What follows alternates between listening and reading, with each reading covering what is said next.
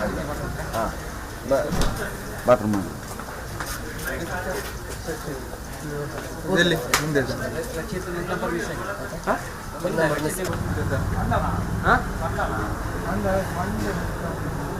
Number ಉಂಟಾ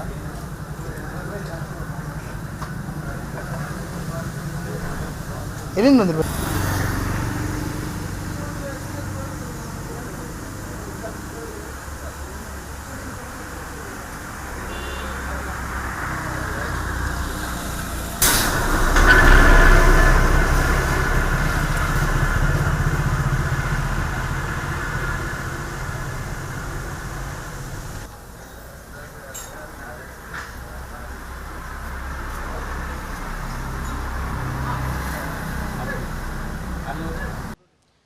ಉತ್ತರ ಕನ್ನಡ ಜಿಲ್ಲೆಯ ಶಿರೂರಿನಲ್ಲಿ ಸಂಭವಿಸಿದಂಥ ಗುಡ್ಡ ಕುಸಿತದ ದುರಂತ ನಡೆದು ಈಗ 12 ದಿನಗಳು ಕಳೆದಿದೆ. ಈಗಾಗಲೇ ರಕ್ಷಣಾ ತಂಡಗಳಾದ SDRF, NDRF, ಆರ್ಮಿ ಮತ್ತು ನೇವಿ ತಂಡಗಳ ಒಂದು ಸದಸ್ಯರು ಕೂಡ ಕಾರ್ಯಾಚರಣೆ ಮಾಡಿದ್ದಾರೆ. ಇವತ್ತು ಬಹಳ ಪ್ರಮುಖವಾಗಿ ಸಾಹಸಿ ಒಂದು ಪ್ರವೃತ್ತಿಯುಳ್ಳಂತಹ ಈಶ್ವರ್ ಮಲ್ಪೆ ಅವರ ತಂಡದವನ್ನು ಕೋರಿರುವುದರಿಂದ ಇವತ್ತು ಆ ತಂಡ ಕೂಡ ಅಂಕೋಲಕ್ಕೆ ಆಗಮಿಸಿದೆ. ನೋಡ್ತಾ ಇರ್ಬೋದು, ತಂಡದ ಎಲ್ಲ ಸದಸ್ಯರು ಕೂಡ ಇದ್ದಾರೆ.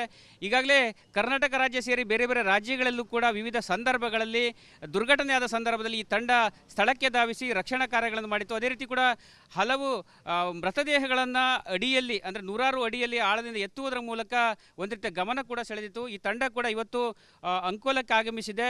ಇನ್ನೇನು ಸ್ವಲ್ಪ ಹೊತ್ತಿನಲ್ಲಿ ಇವತ್ತು ಈಗ ಗಂಗಾವಳಿ ನದಿಯಲ್ಲಿ ಕಾರ್ಯಾಚರಣೆಗೆ ಈ ತಂಡ ಕೂಡ ಇಳಿಯುತ್ತೆ. ಜಿಲ್ಲಾಡಳಿತ ಈ ಒಂದು ತಂಡದ ಒಂದು ನೆರವು ಕೋರಿದ್ರಿಂದ ಇವರೆಲ್ಲರೂ ಕೂಡ ಆಗಮಿಸಿದ್ದಾರೆ. ತಂಡದ ಪ್ರಮುಖರನ್ನೇ ಮಾತಾಡಿಸೋಣ. ಈಶ್ವರ್ ಮಲ್ಪೆ ಅವರು ಭಾಳ ಹೆಸರು ಮಾಡಿದಂಥವ್ರು, ಅವರು ನಮ್ಮ ಜೊತೆಗಿದ್ದಾರೆ. ರಿಪಬ್ಲಿಕ್ ಜೊತೆಗೆ ಮೊದಲ ಬಾರಿಗೆ ಅವ್ರು ನಮಗೆ ಸಿಕ್ಕಿದ್ದಾರೆ ಈ ಕಾರ್ಯಾಚರಣೆ ವಿಚಾರದಲ್ಲಿ. ಸರ್, ಈಗ ನಮಸ್ಕಾರ. ಈಗ ಇವತ್ತು ಗಂಗಾವಳಿ ನದಿಯಲ್ಲಿ ಈ ರೀತಿ ಒಂದು ದುರಂತ ನಡೆದ 12 ದಿನ ಆಯಿತು. ಇವತ್ತು ತಾವು ತಮ್ಮ ತಂಡ ಕೂಡ ಆಗಮಿಸಿದೆ. ಮೊದಲನೇದಾಗಿ ನೀವು ಘಟನೆ ಬಗ್ಗೆ ಏನು ಹೇಳ್ತೀರಿ ಸರ್? ಇವತ್ತು ನಿನ್ನೆ ನಮಗೆ ಮೇಲಧಿಕಾರಿಗಳೆಲ್ಲ ಫೋನ್ ಮಾಡಿದ್ದಾರೆ. ಈಗ ನಾವು ಇವತ್ತು ರಾತ್ರಿಯೇ ಬಿಟ್ಟಿದ್ದೇವೆ ನಮ್ಮ ತಂಡ. ಸೊ 2-3 ಜನ ಸ್ಕೂಬಾ ಡೈವರ್ ಇದ್ದಾರೆ, ಹಾಗೆ ಟೀಮ್ನಲ್ಲಿ ಎಲ್ಲ ಇದ್ದಾರೆ. ಇಲ್ಲಿ ಬಂದು ನೋಡುವಾಗ ನೀರಿನ ಕರೆಂಟ್ ತುಂಬ ಜಾಸ್ತಿ ಇದೆ. ಆ ಜಾಸ್ತಿ ಅಂದರೆ ನಮಗೆ ಇದೆಲ್ಲ ಮಾಮೂಲಿ, ಯಾಕೆಂದ್ರೆ ತುಂಬ ಕಡೆ ಸಹ ಇಂಥ ವರ್ಕೆಲ್ಲ ಮಾಡಿದ್ದೇವೆ. ಅದರಿಂದ ನಾವು ಈಗ ಅಲ್ಲಿ ಹ್ಯಾಂಗರ್ ಹಾಕಿ 2-3 ಹ್ಯಾಂಗರ್ ಹಾಕಿ ನೀರು ಆಳದಲ್ಲಿ ಎಲ್ಲಿ ಪಾಯಿಂಟ್ ಕೊಟ್ಟಿದೆ ಆ ಪಾಯಿಂಟನ್ನು ನಾವು ಕಂಡುಹಿಡಲಿಕ್ಕೆ ನಾವು ಒಂದು ಪ್ರಯತ್ನ ಮಾಡ್ತೀನಿ. ಇದಕ್ಕೆ ನಮ್ಮ ಎಲ್ಲ ಜನತೆಯ ಆಶೀರ್ವಾದ ಒಂದು ಇದೆ ಅಂತ ನಾನು ಖಂಡಿತವಾಗಿ ಬಯಸ್ತೀನಿ. ಈಗಾಗಲೇ ಆರ್ಮಿ ಅವರ ಒಂದು ಮೇಜರ್ ಜನರಲ್ ಅವರು ಕೂಡ ಇಂದ್ರಬಾಲನ್ ಅವರ ಒಂದು ಉಸ್ತುವಾರಿಯಲ್ಲಿ ಕೆಲವೊಂದು ಪಾಯಿಂಟ್ಗಳನ್ನು ಗುರುತು ಮಾಡಿದ್ದಾರೆ. ಆ ಪಾಯಿಂಟ್ಗಳು ಕೂಡ ತಮ್ಮ ಕೊಡ್ತಾರೆ.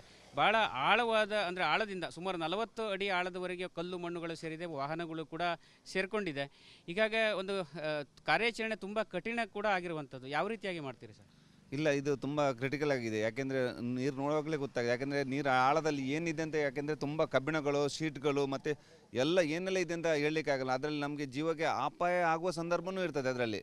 ಆವಾಗ ನಾವು ನಮ್ಮ ರಕ್ಷಣೆಯನ್ನು ನಾವು ಮಾಡಿಕೊಂಡು ರಕ್ಷಣೆಯಿಂದ ಆ ಗುರಿ ಮುಟ್ಟುವ ತನಕ ನಾವು ನೋಡಬೇಕಂತ ನಮಗೊಂದು ಇದಿದೆ.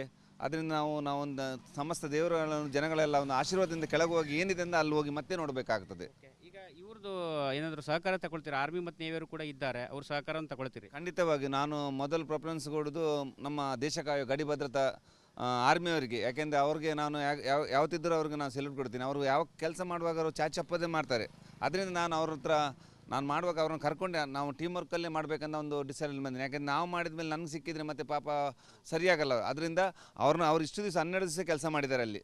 ಅದರಿಂದ ಅವ್ರನ್ನ ಸೇರಿಸಿ ನಾನು ಒಂದು 2 ಜನ ಅದರ ಪ್ರಮುಖರಾದ 2 ಜನ ಕರ್ಕೊಂಡು ನಾನು ಹೋಗ್ತೀನಿ ಆ ಕೆಲಸಕ್ಕೆ. ಈಗಾಗಲೇ ಈ ಹಿಂದೆ ಕೂಡ ಹಲವು ಕಾರ್ಯಾಚರಣೆಯನ್ನು ಕೂಡ ತಾವು ಮಾಡಿದರೆ, ನೀವು ಗಮನಿಸಬಹುದಾದ ಅಂದರೆ ನೀವು ಅತ್ಯಂತ ಕಠಿಣವಾದ ಕಾರ್ಯಾಚರಣೆ ಯಾವ್ದು ಮಾಡಿದ್ರಿ? ನನಗೆ ಜಾಸ್ತಿ ಇಂಥದ್ದೆಲ್ಲ ನೀರು ಅಡಿಯಲ್ಲಿ ಬೋಟ್ ಬಿದ್ದದೆಲ್ಲ ಪಾಯಿಂಟೆಲ್ಲ ತೋರಿಸಿ ಬೋಟೆಲ್ಲ ತೆಕ್ಕೊಡೋದು. ಅದಲ್ಲದೆ ಜಾಸ್ತಿ ಇತ್ತರ ತನಕ ನಾನು ಮಾಡಿದ್ದು ಡೆಡ್ ಬಾಡಿ ನೀರಿಗೆ ಬಿದ್ದವ್ರನ್ನು ಎಷ್ಟು ಆಳದಲ್ಲಿ 100 ಫೀಟು ಡೀಪಲ್ಲಿದ್ದು ಸಹ ಮತ್ತು ಎಷ್ಟು ಕೆಸರದ ಆಳದಲ್ಲಿ ಒದಗಿ ಹೋಗಿದ್ದು ಸಹ ನಾವು ತುಂಬ ತೆಗೆದು ಇಷ್ಟರ ತನಕ ಸುಮಾರು ಬಾತ್ರೂಮ್ ಮಾಡಿ ಮುಂದೆ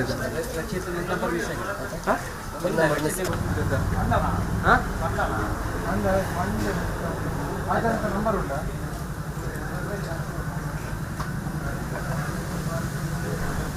ಎಲ್ಲಿಂದ ಬಂದಿರ್ಬೇಕು?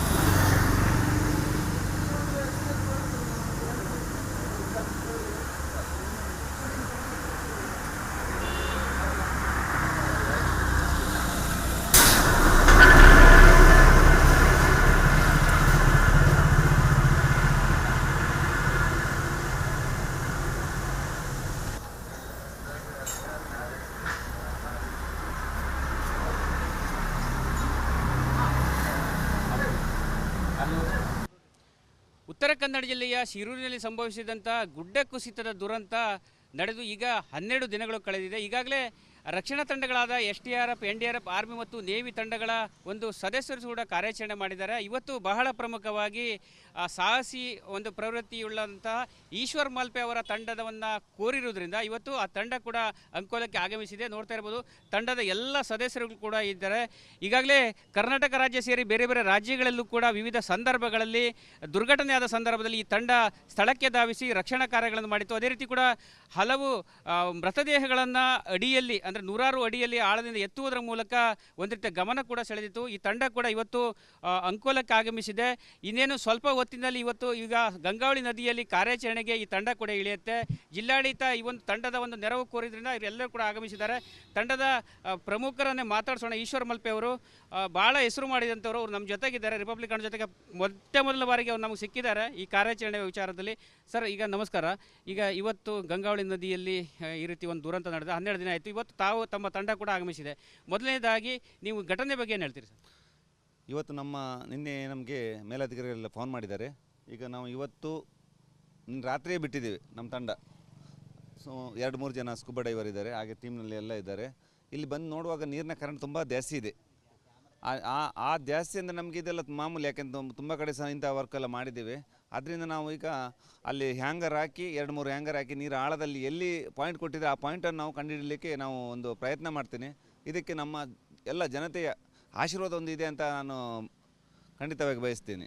ಈಗಾಗಲೇ ಆರ್ಮಿ ಅವರ ಒಂದು ಮೇಜರ್ ಜನರಲ್ ಅವರು ಕೂಡ ಇಂದ್ರಬಾಲನ್ ಅವರ ಒಂದು ಉಸ್ತುವಾರಿಯಲ್ಲಿ ಕೆಲವೊಂದು ಪಾಯಿಂಟ್ಗಳನ್ನು ಗುರುತು ಮಾಡಿದ್ದಾರೆ. ಆ ಪಾಯಿಂಟ್ಗಳು ಕೂಡ ತಮ್ಮ ಕೊಡ್ತಾರೆ.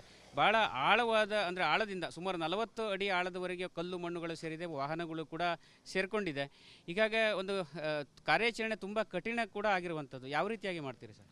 ಇಲ್ಲ, ಇದು ತುಂಬ ಕ್ರಿಟಿಕಲ್ ಆಗಿದೆ. ಯಾಕೆಂದರೆ ನೀರು ನೋಡುವಾಗಲೇ ಗೊತ್ತಾಗಿದೆ. ಯಾಕೆಂದರೆ ನೀರು ಆಳದಲ್ಲಿ ಏನಿದೆ ಅಂತ, ಯಾಕೆಂದರೆ ತುಂಬ ಕಬ್ಬಿಣಗಳು, ಶೀಟ್ಗಳು ಮತ್ತು ಎಲ್ಲ ಏನೆಲ್ಲ ಇದೆ ಅಂತ ಹೇಳಲಿಕ್ಕೆ ಆಗಲ್ಲ. ಅದರಲ್ಲಿ ನಮಗೆ ಜೀವಕ್ಕೆ ಅಪಾಯ ಆಗುವ ಸಂದರ್ಭವೂ ಇರ್ತದೆ ಅದರಲ್ಲಿ.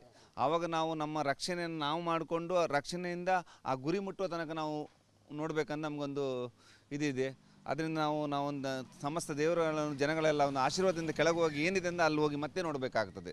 ಈಗ ಇವ್ರದ್ದು ಏನಾದರೂ ಸಹಕಾರ ತಗೊಳ್ತೀರಾ? ಆರ್ಮಿ ಮತ್ತು ನೇವಿಯರು ಕೂಡ ಇದ್ದಾರೆ, ಅವ್ರ ಸಹಕಾರವನ್ನು ತಗೊಳ್ತೀರಿ? ಖಂಡಿತವಾಗಿ ನಾನು ಮೊದಲು ಪ್ರಿಫರೆನ್ಸ್ ಕೊಡೋದು ನಮ್ಮ ದೇಶ ಕಾಯೋ ಗಡಿ ಭದ್ರತಾ ಆರ್ಮಿಯವರಿಗೆ. ಯಾಕೆಂದರೆ ಅವ್ರಿಗೆ ನಾನು ಯಾವತ್ತಿದ್ದರೂ ಅವ್ರಿಗೆ ನಾನು ಸೆಲ್ಯೂಟ್ ಕೊಡ್ತೀನಿ. ಅವರು ಯಾವ ಕೆಲಸ ಮಾಡುವಾಗ ಅವರು ಚಾಚಪ್ಪದೇ ಮಾಡ್ತಾರೆ. ಅದರಿಂದ ನಾನು ಅವ್ರ ಹತ್ರ ನಾನು ಮಾಡುವಾಗ ಅವ್ರನ್ನ ಕರ್ಕೊಂಡೆ ನಾವು ಟೀಮ್ ವರ್ಕಲ್ಲೇ ಮಾಡಬೇಕಂತ ಒಂದು ಡಿಸೈಡಲ್ಲಿ ಬಂದಿನಿ. ಯಾಕೆಂದರೆ ನಾವು ಮಾಡಿದ ಮೇಲೆ ನನಗೆ ಸಿಕ್ಕಿದರೆ ಮತ್ತೆ ಪಾಪ ಸರಿಯಾಗಲ್ಲ. ಅದರಿಂದ ಅವ್ರು ಇಷ್ಟು ದಿವಸ 12 ದಿವಸ ಕೆಲಸ ಮಾಡಿದ್ದಾರೆ ಅಲ್ಲಿ.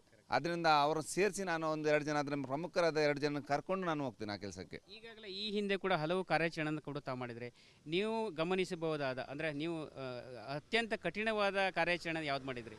ನನಗೆ ಜಾಸ್ತಿ ಇಂಥದ್ದೆಲ್ಲ ನೀರು ಅಡಿಯಲ್ಲಿ